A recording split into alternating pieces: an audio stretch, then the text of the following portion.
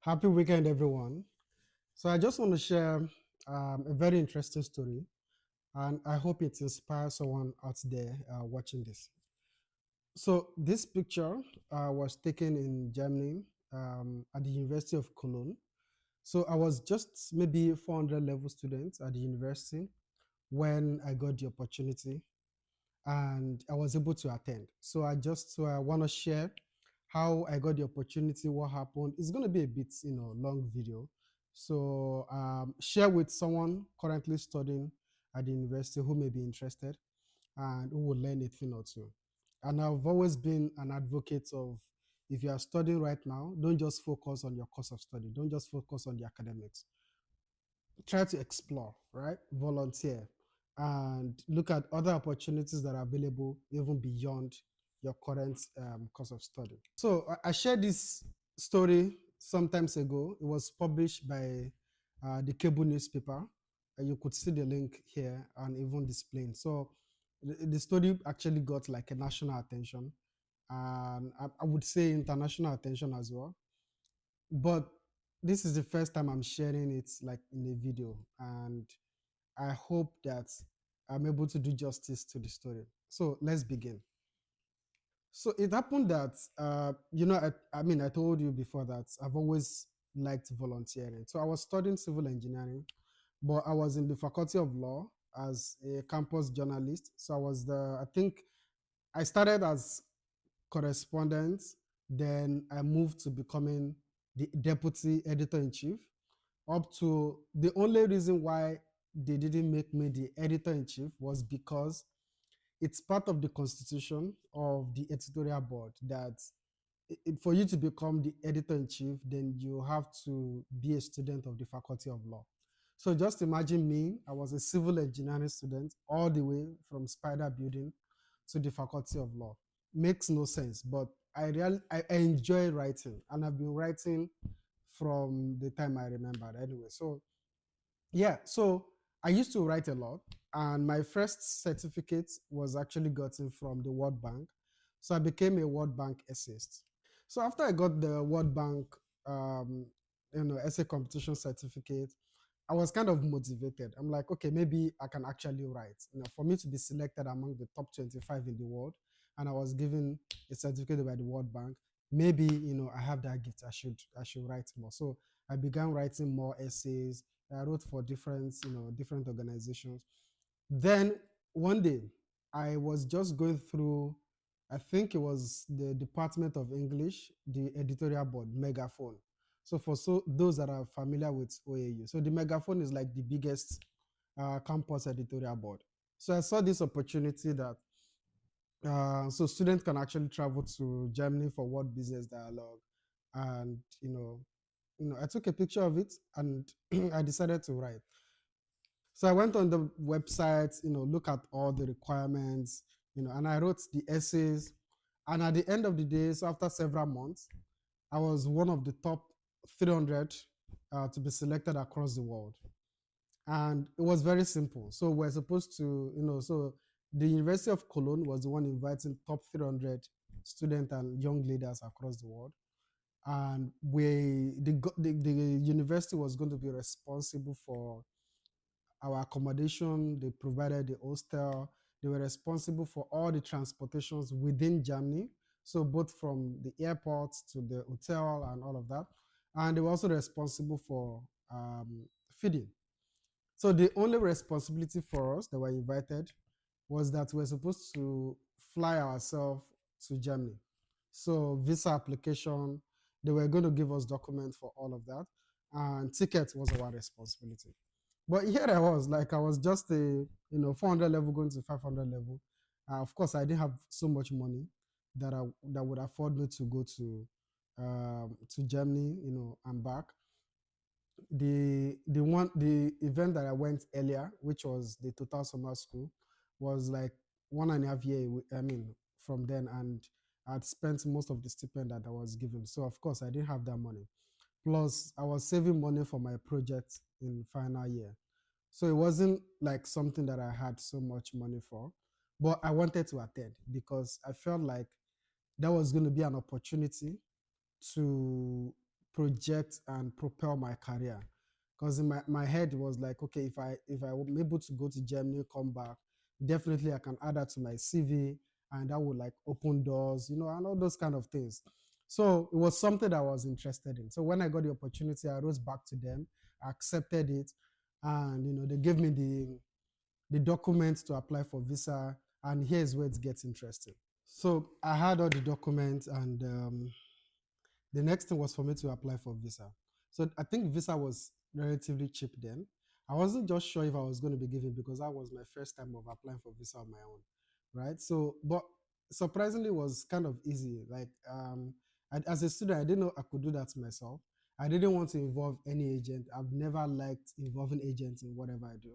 I believe that information is available, and if I'm really interested in doing something, I can always learn it myself and be able to do it. So I went on the website, the German consular website. I did all the research. I knew the document that was going to be required. I think the only one that gave me issue was insurance, and I was able to meet IGI, and I got insurance from them. And yeah, that was how. So for me, visa wasn't like the issue. The issue was more ticket. I think as at that time, I can't even remember how much ticket was, but I know that it was very expensive. Like a two-way ticket was very expensive, for one person. And so I had like options.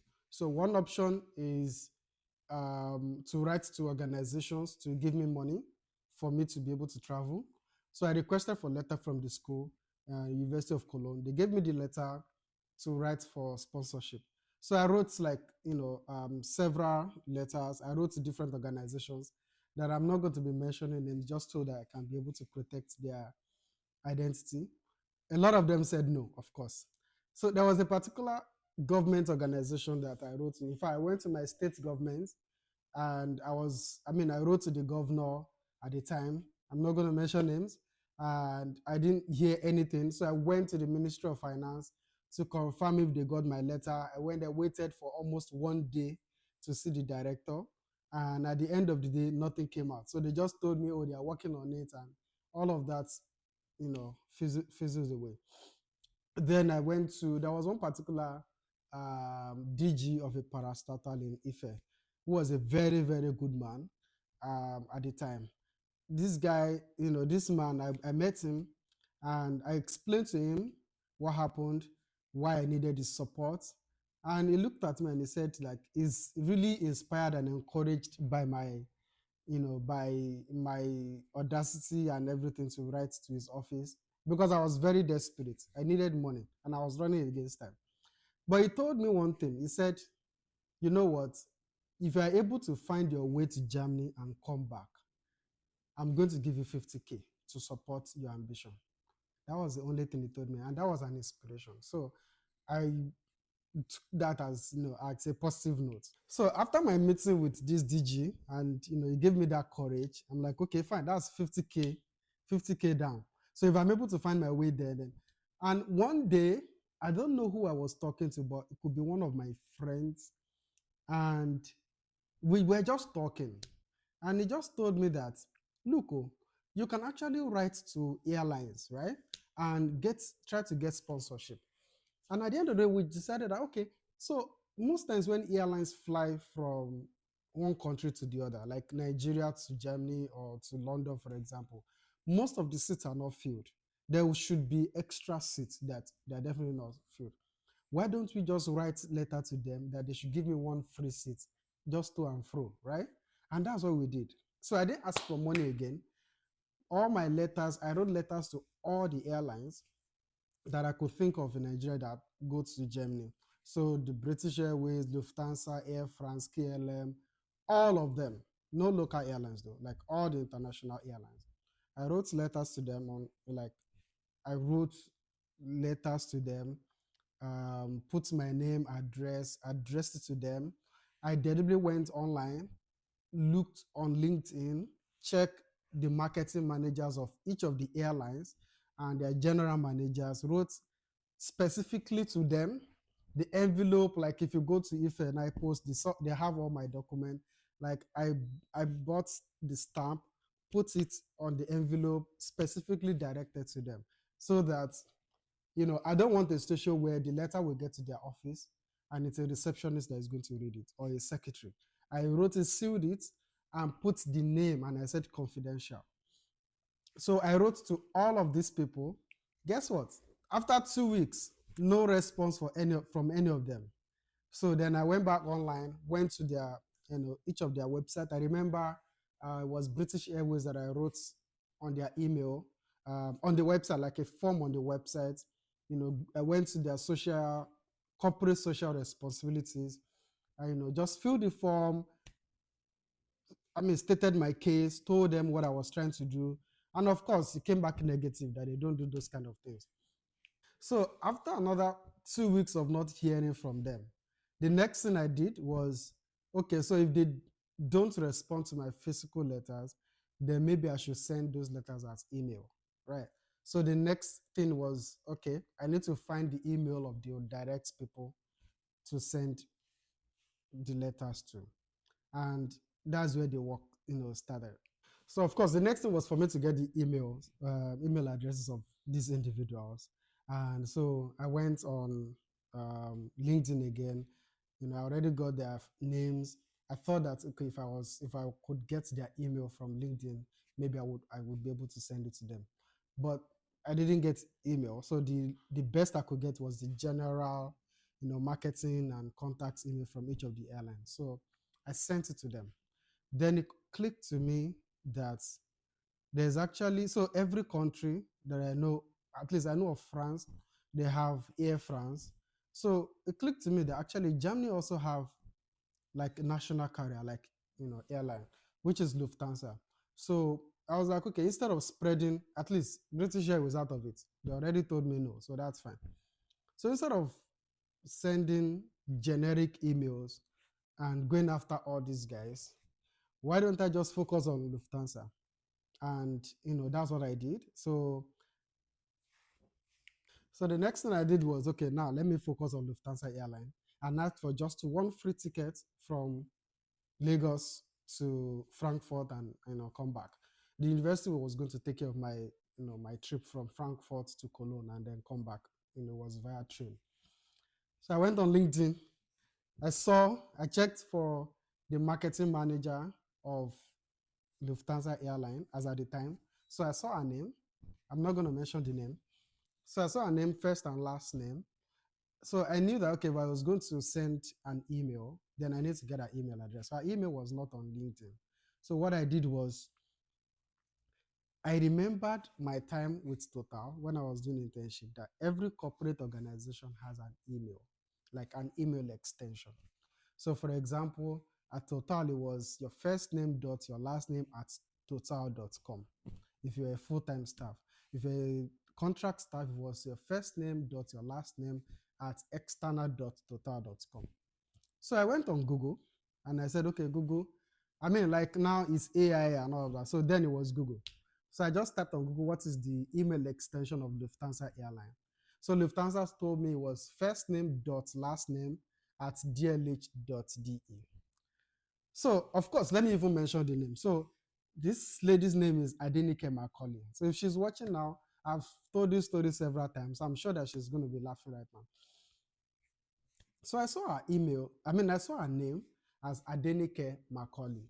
So if she's going to be getting my letter, for example, it means that I need to do a permutation and combination of our names to be sure that it's going to be delivered. So I did three permutations.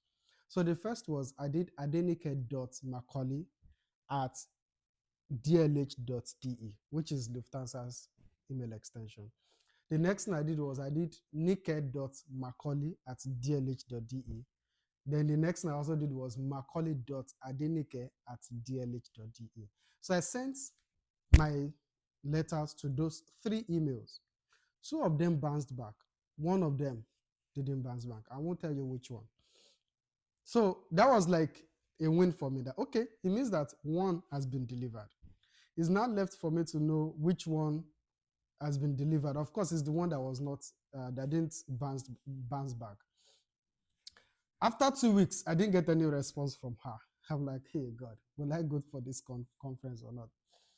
So with the combination of courage and several things, I meanwhile I've been told several times, I mean, when I go to organizations to pitch and all that, and they ask me, do I have visa already?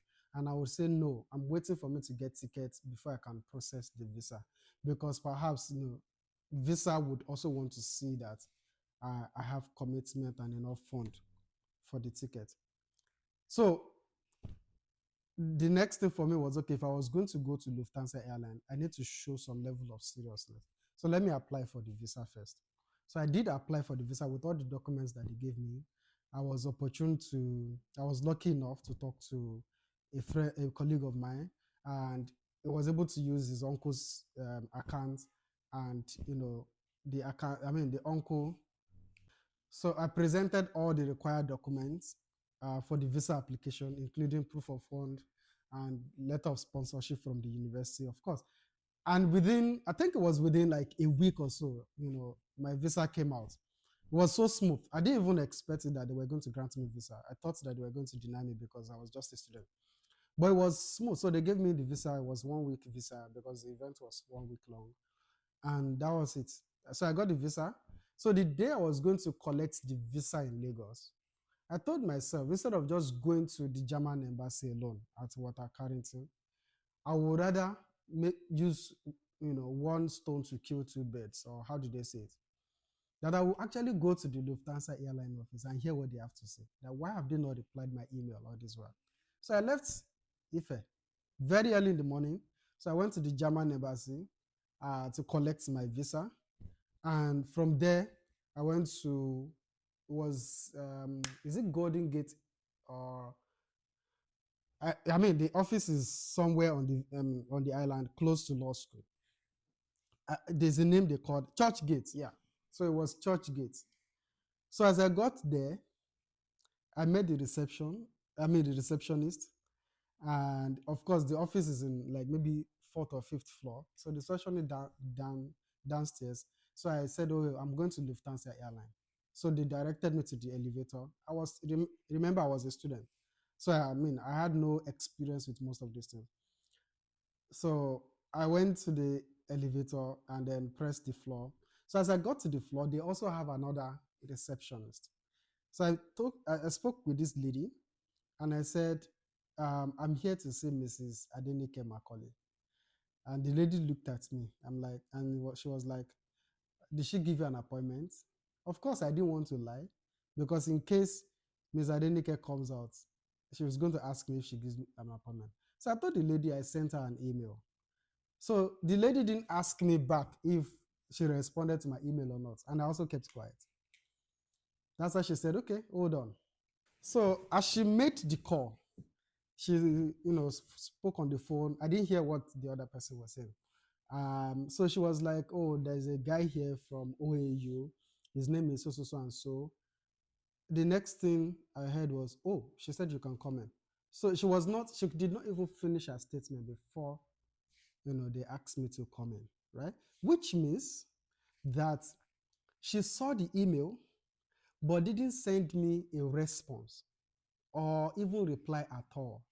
Or she probably have it in her to-do list to do, but she was too busy occupied with other things that she forgot. So the moment she heard that there's a guy from OAU, she remembered that, oh, I'm supposed to attend to this guy's letter, that kind of stuff. So she asked me to come in. So she didn't have time to see me, so it was her assistant that saw me. So I was waiting at the reception. I was wondering exactly what happened, like why did it take so long? But I was just there chilling. At least they've asked me to call me first. So what's the worst thing that can happen? So, and what did I request in the letter? I only request for one seat, like an empty seat. I didn't ask for money or anything. I just told them I have this event in University of Cologne. I will be the only Nigerian student that has been invited. And the only thing I request from the airline is give me one extra seat if there's a vacant seat when they are traveling, and coming back. And that's how our assistant brand manager came out and said, you, this boy, do you ever give up? I asked her, I said, "Ah, what happened, ma?" She said that, yeah, they've actually seen the letter, but they've not attended to it, and it wasn't like a priority for them and all that. And they were actually looking at how it could be mutual benefits. So, like, it's going to benefit me, also benefit the airline. So the moment they saw that I was around, they had to quickly, fast track the process, and it was signed by the president. Lo and behold, right there, I received a letter stating that Lufthansa Airline was going to sponsor my trip from Lagos to Frankfurt and come back. The only thing that I needed to do in return was to wear the branded t-shirt of Lufthansa Airline in one of the conference days, which of course some things happen afterwards, and then, which could come, I can bring it up in another story. But the story I'm trying to share here is that, what if I had given up at the point where no airline responded to me? What if I even went further, but I didn't bother to go to the office? So for some people, you've sent a letter and they didn't respond to you, and you think that that's the end. Sometimes you just need that extra push. Sometimes you just need that extra push. And it's also taught me that a lot of people are actually willing to help. Maybe they just need to see that effort, in what you do. So if you are currently watching this and you want to have like maybe one or two takeaways, I think that one takeaway that I think you should take from this video is that there is no limit to what you can do if you put in the effort. Yeah, no limit to what you can do if you put in the effort. The other thing is that people are willing to help. You just need to show the readiness. Like, you need to show that you are ready to be helped. You need to put yourself out there, put yourself forward. If there's a letter that you want to write, write it. If there's anything at all. I think one other thing is that I had to write to the VC, write to my department, HOD, to get a letter, just to back up my stories and be sure that I present it in a very authentic way. And I remember when I wrote to the VC, a lecturer met me and said, even the school has not even sent send lecturers abroad for training. Is it now students that they want to send? But for me, I didn't look at it in that angle. I look at it more from, I needed that authority, that endorsement. So if a letter comes from IFE, OAU, and it comes from the VC, of course it will be respected by the German embassy and it will be treated as authentic than it's just coming from me, right?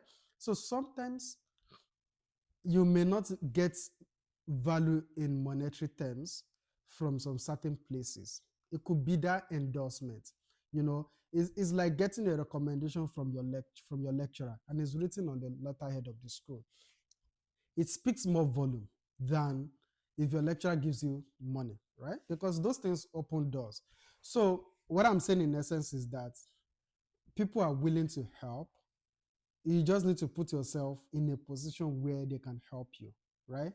And I hope this video, I know it's a bit long, but I hope it blesses someone and it pushes you to act. I'll see you in the next video.